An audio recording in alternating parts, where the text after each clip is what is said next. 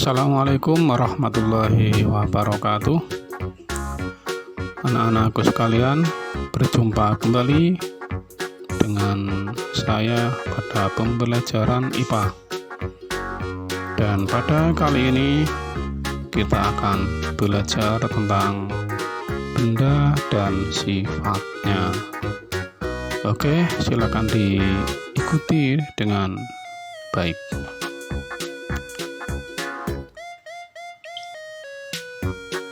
Oke, untuk materi yang pertama adalah sifat benda.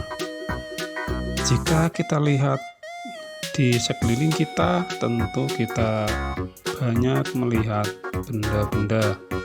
Secara umum, benda-benda yang ada di dunia dibagi menjadi 3 kelompok, yakni benda padat, benda cair, dan benda gas.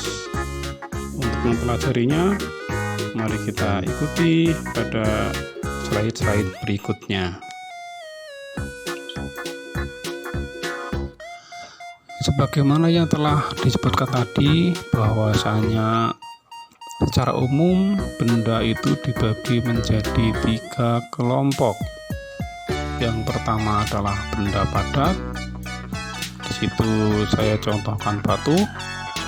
Yang kedua benda cair, di situ saya contohkan air, dan yang ketiga adalah benda gas, kami contohkan dengan balon.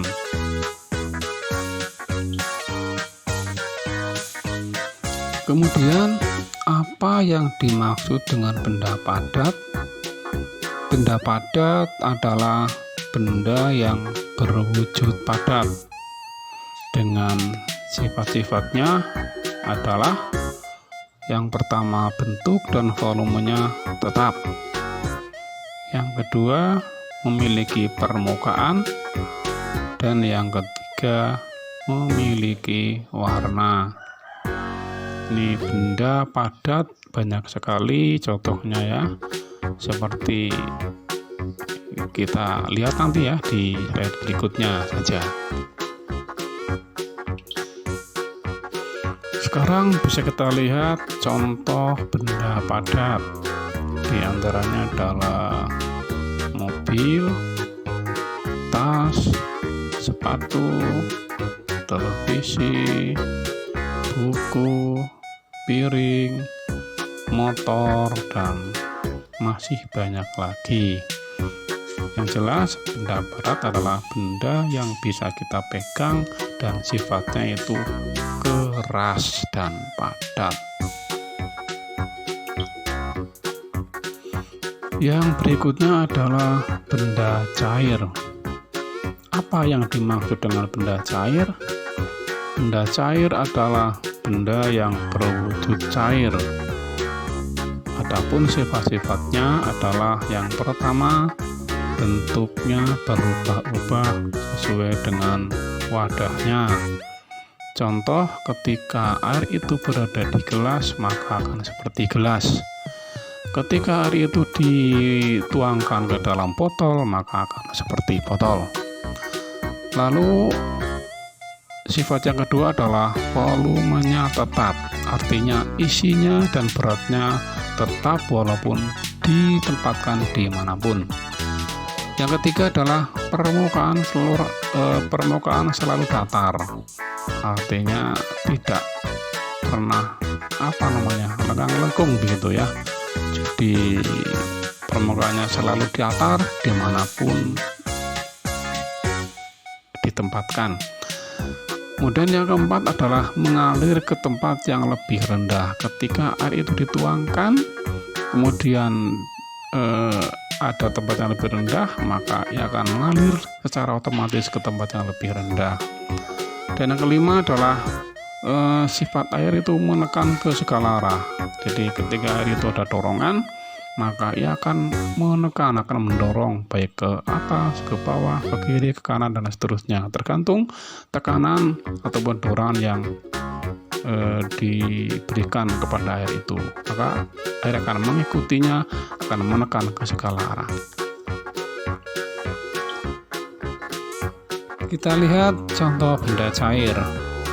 Di antaranya adalah itu ada jus, kemudian air hujan, air teh, susu, air laut, sirup, kemudian itu ada kolak, es teh, dan sebagainya. Yang penting kalau benda itu memang mengandung air atau bisa dialirkan, bisa dituangkan, maka itu adalah semua contoh benda cair.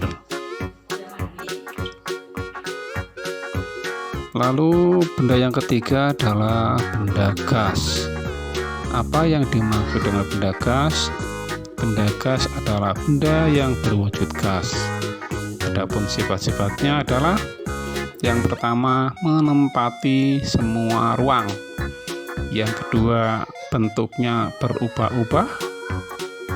Kemudian yang ketiga, ukuran dan volumenya bisa berubah-ubah.